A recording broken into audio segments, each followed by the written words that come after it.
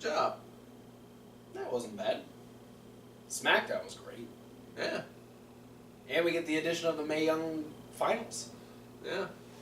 No, I mean, it was a solid Tuesday. Yeah. Keeping up, WWE is.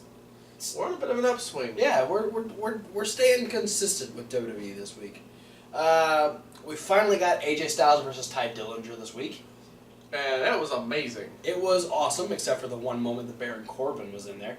Yeah, well, he ruins things. Which was like... Corbin is a ruiner. I felt like it was completely unnecessary to have him in it. Yeah. Because we could have had this whole, like...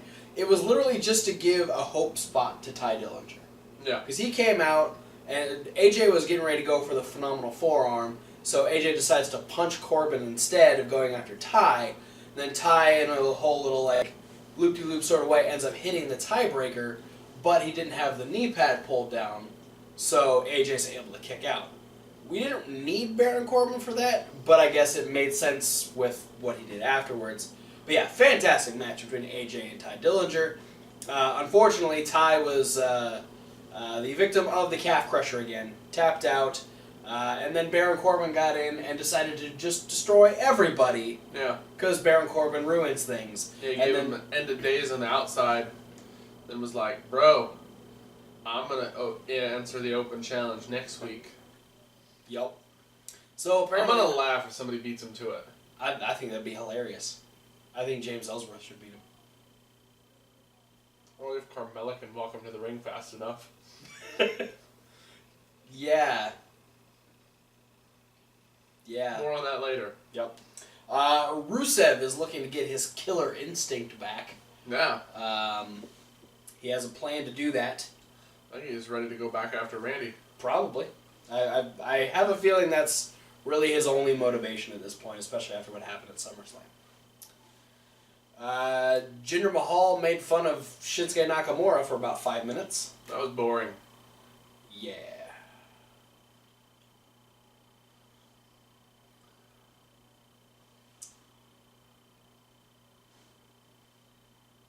Like, really boring. Yeah. Potentially my least favorite thing he's done since he became champion. Probably. Shelton Benjamin and Chad Gable beat the Hype Bros. Yeah. Then Zack Ryder left like a pouty baby. Yeah. I'm hoping. Which I'm okay with. I'm hoping for Zack to just, separate himself from Mojo. I'm totally okay with it because it just made him do the opposite of whatever Mojo did. And that makes me happy. I really feel like if Zack leaves Mojo, if they break up the Hype Bros, there's no hope for Mojo. Because his one little singles bit got him nothing. Yeah. Here's hoping. Yeah. I was sad because I usually wish success on everybody I know. But you don't know Mojo. I plan on keeping it that way. We do know Zack. We met him at WrestleMania Access. He's a nice guy. Twice, actually. Yeah, we did. Yeah. I was like, did we? Yeah, we did. First day. We met him in the Elimination Chamber. Him and the Boogeyman. That's the thing. Shelton and Chad Gable winning with the clothesline powerbomb combo, which was pretty cool. Kind of a doomsday device type of thing. Dolph Ziggler tried his hand at a couple more gimmicks this week. Yeah, Bayley and Ultimate Warrior. Yeah. I was gonna save that for there was a third one that we'll talk about in a second, but yeah, which was actually the first one. Yeah, his solo segment. He seems to do these gimmicky entrances in threes. Yes. The two he did in this segment, one of which was Bayley, and that was kind of funny. The other one, kind of in bad taste. Yeah. I mean, I don't know. It was Ultimate Warrior. Yeah. It was a little rough. Got him some heat. Yeah. So that's the bad thing. I think that's what they were going for. Yeah. Macho Man last week didn't really get him any heat, though. No, not really. Warrior's still kind of a fresh thing. So anyway, yeah, Dolph Ziggler is still not happy with the fans. Still think it's building towards him versus Bobby Roode. So did some of the fans in Vegas. Yeah. Natty versus Naomi for the Women's Championship. That was a good match. Carmella has James Ellsworth on a leash. That was awkward. Yeah. The match was good. It was a little short. We used Carm Ellsworth as kind of the outside distraction to cause the end. Yeah, also as a crash pad for Naomi to land on. Yeah, Naomi was going for a crossbody on Natty because she was having a face-off with Carmella. And then, we just got Naomi landing on Carm Ellsworth, then punching James in the face just once, just because she felt like good measure. Yeah. Yeah. Then she got tossed back in, and she tapped out to the sharpshooter. Yeah, well, Natty faced her into the post first. That's true. Yeah, she did. She did chuck her into the fucking post. So, yeah. Then the best title match of the night. The Sin City Street Fight. Sin City. You hear a little jingle. Yep. Usos and the New Day killing it again. Not their best match. I feel like they were actually kind of hindered by the weapons, but it was still cool to watch them just fucking go nuts on each other. As for just ape shit with weapons. It was fun. Woods stayed in the back, so it was just Kofi and Big E. Chairs were used.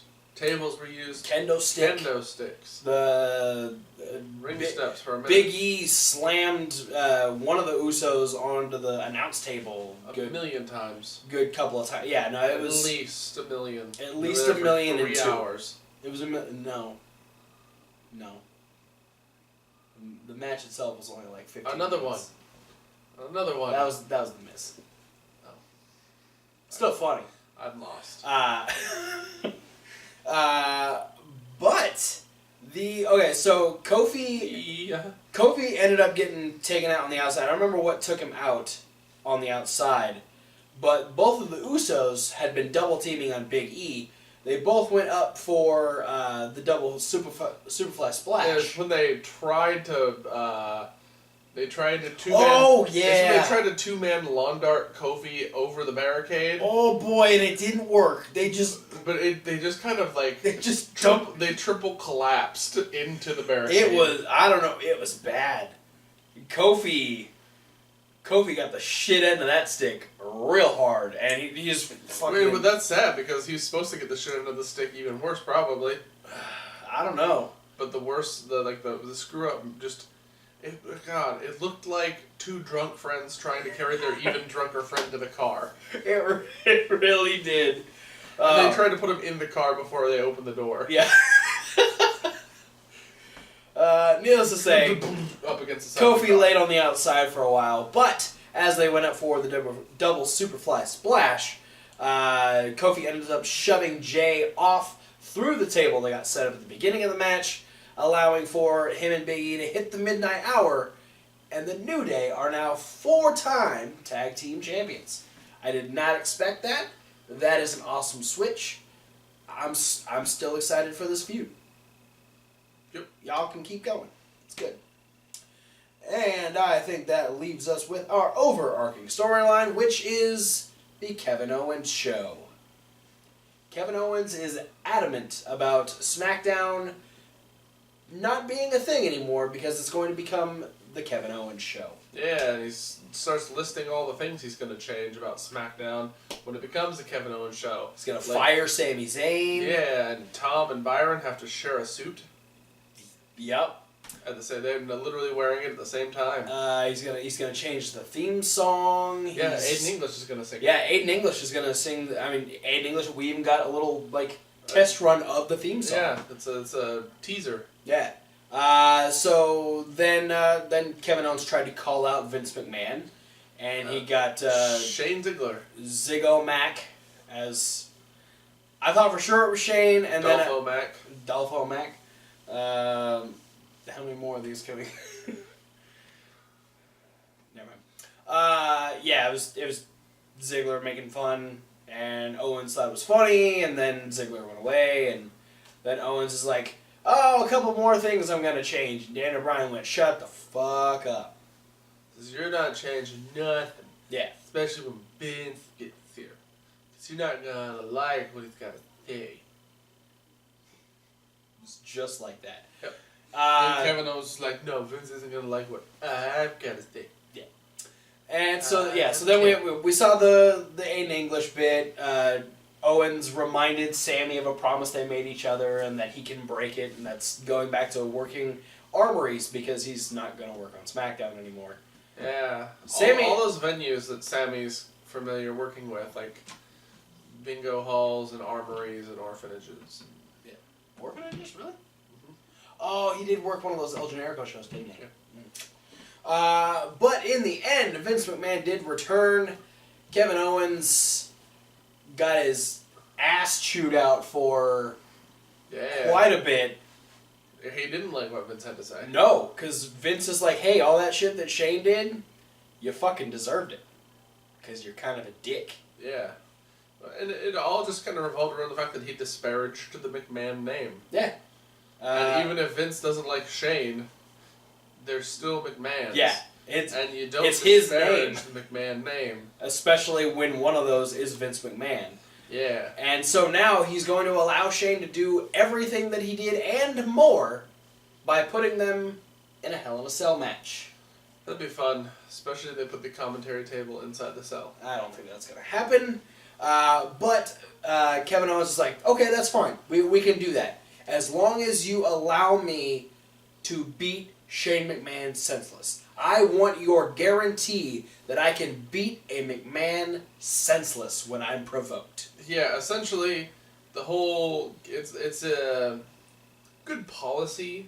Yeah, for Kevin Owens to put in place because it's like, though it'd be because not to say that Shane would ever pull anything like that, right? But the whole idea is like, okay, well, if I'm allowed to have a match against the boss, I don't want the repercussion to be, well, if I beat him, then he's going to get mad and he's going to fire me. Yeah, he's washing his ass, and it's smart. Yeah.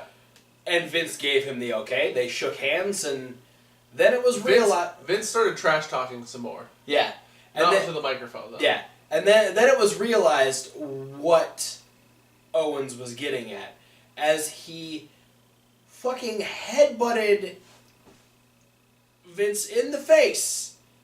Vince dropped, began bleeding, and then Owens is like, you gave me permission to beat a McMahon senseless. And he proceeded to beat the shit out of Vince McMahon. Yeah, he punched him, kicked him in the ribs, super kicked him, and frog splashed him. Despite referees and Adam Pearce telling him not to.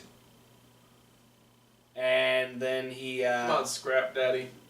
Then... You're not doing your job very well. As the... Should have taken the bullet for the boss. Yeah, I was surprised he just, like... He was there. He was right in front of Vince, and then Owens jumped, and Adam's like, nope! He just got the fuck out of there. He just started rolling Vince away? Yeah, like, I mean... Come on, man. If it was anybody else, they wouldn't have done it. Why wasn't Road Dogg out there? Or Devon? Those guys never show up on TV anymore. That's true. It's Adam Pearce and Jamie Noble. And Dean Malenko, apparently. Yeah, well, he's around every now and again. That's true. Holds.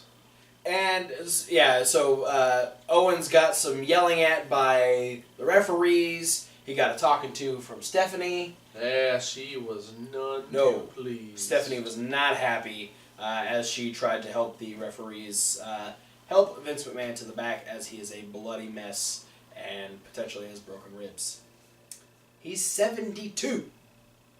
Jesus Christ. But the reason Stephanie McMahon was there, as were a lot of women, because we had the finals of the Mae Young Classic. Yes. It was the only match. Yes. We had no 6-woman tag match, which I thought was going to happen. We had nothing but the finals. Which is fine, because the finals were fucking awesome. It was a really good match. Yeah, we had a lot of the different main roster women in attendance. Yep. A lot of Hall of Fame females in attendance. Yeah, Asuka was out there now. Asuka was there. Summer Rae came back for it. That was cool. Yeah. Ronda Rousey and the 4 Horsewomen of MMA. Yep. The cast of Glow. Yeah, the cast of Glow. So yeah, lots of ladies in attendance for Shayna Baszler and Kairi Sane deciding who is the winner of the inaugural Mae Young Classic. Yes. And what a fan-fucking-tastic story they told. Yeah. This, it was... I don't think it could have been better. I think these two told a perfect story. Shayna played the badass who, it takes a lot to take down. And she was firmly in control for a lot of the match. Kairi having to fight through a lot just to even get a chance at taking Shayna down. Yeah, and what I really enjoyed watching is that Kairi seemed to come into the match with a strategy. Yes. And it was the spear. Yeah. Or the interceptor, as she calls it. Yeah. That she went for 3 different times, only got it on the 3rd go. Yeah. Because she knew that was how she was going to get Shayna down to the ground. Yeah. It's work that midsection, so you not only are able to slow her down, but get her down and potentially keep her down. Plus, that opens up the entire core for that elbow drop. Yeah. Which, that's exactly what she used against Toni Storm. And it worked, obviously, because she's in the finals. But, Shayna still was able to break out of, the body scissors and get Kairi down. She was able to stop a lot of Kairi's offense.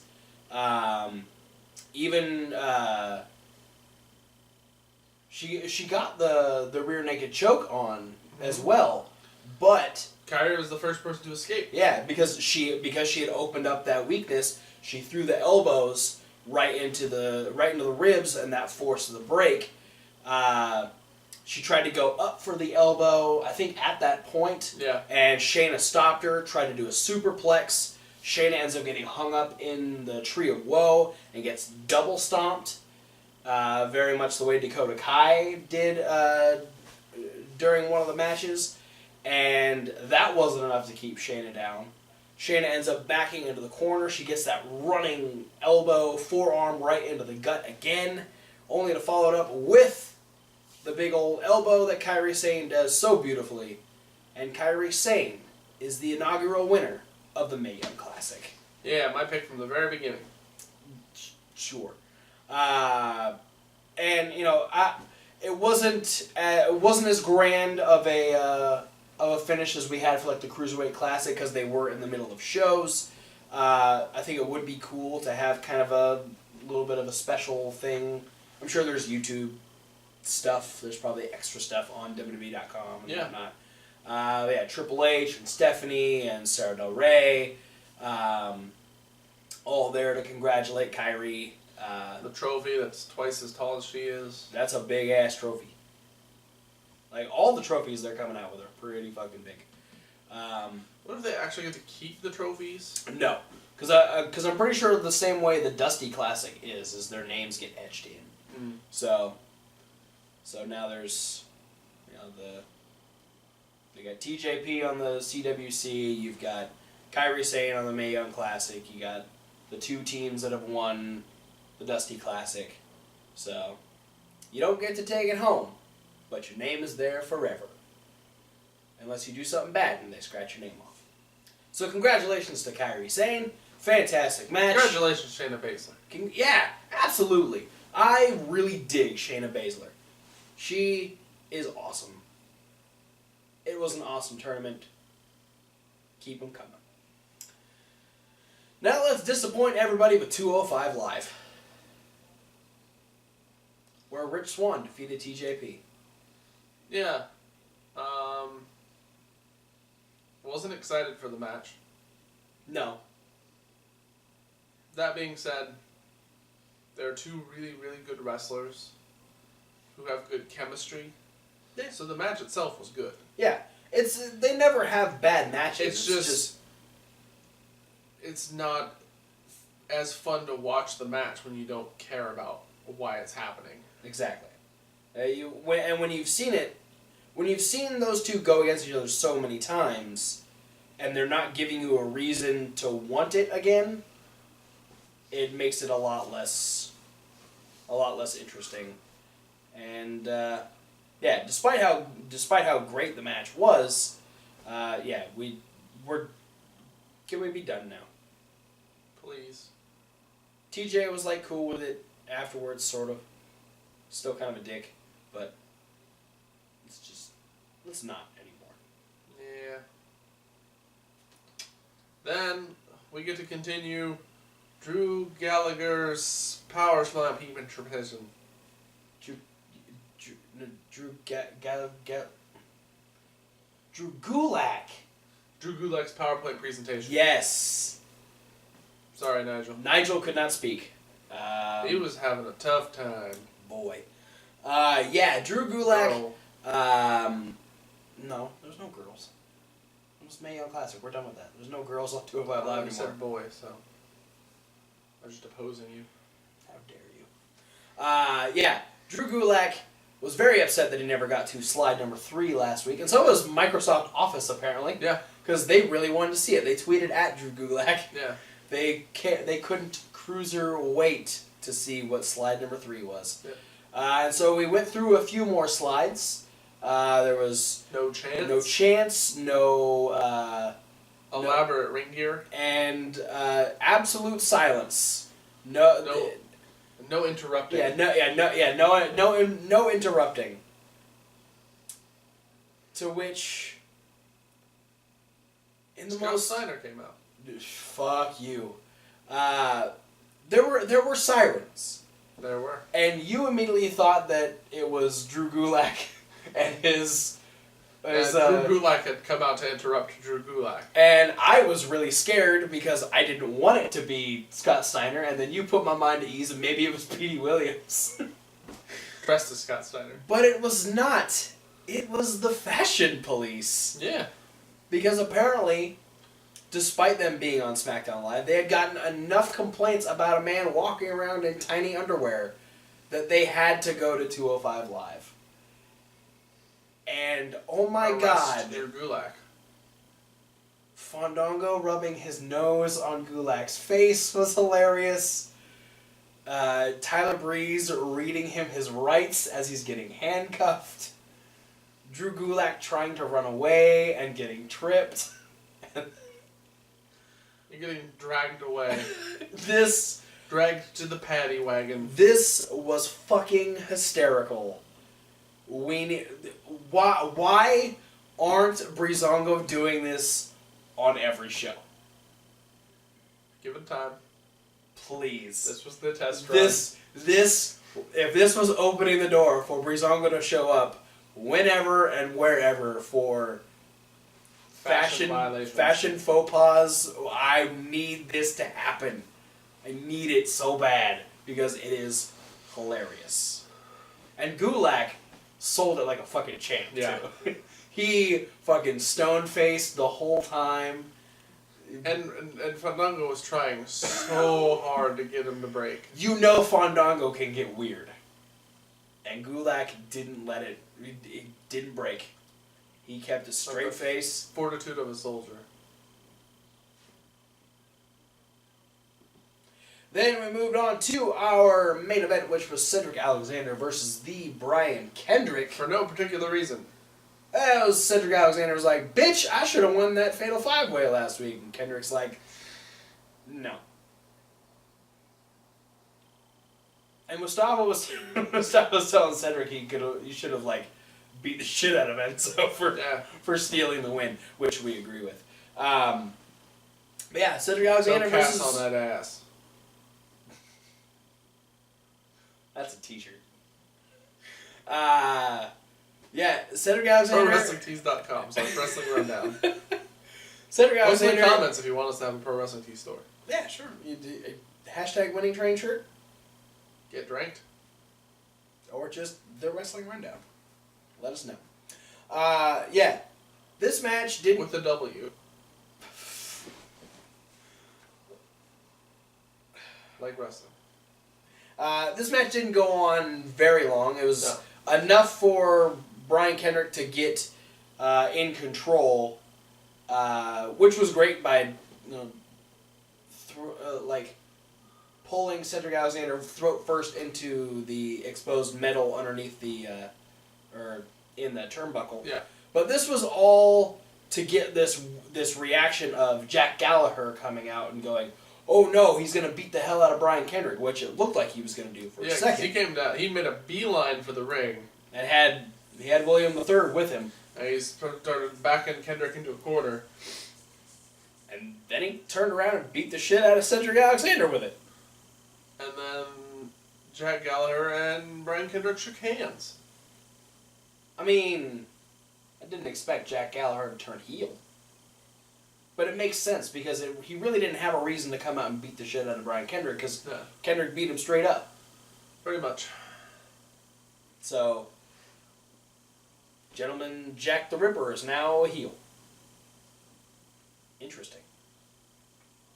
Yeah. Well, it'd be interesting to see where it goes. Absolutely. Because there's so many heels on the roster now. God, there is. Gulak, Nice, Neville, Enzo.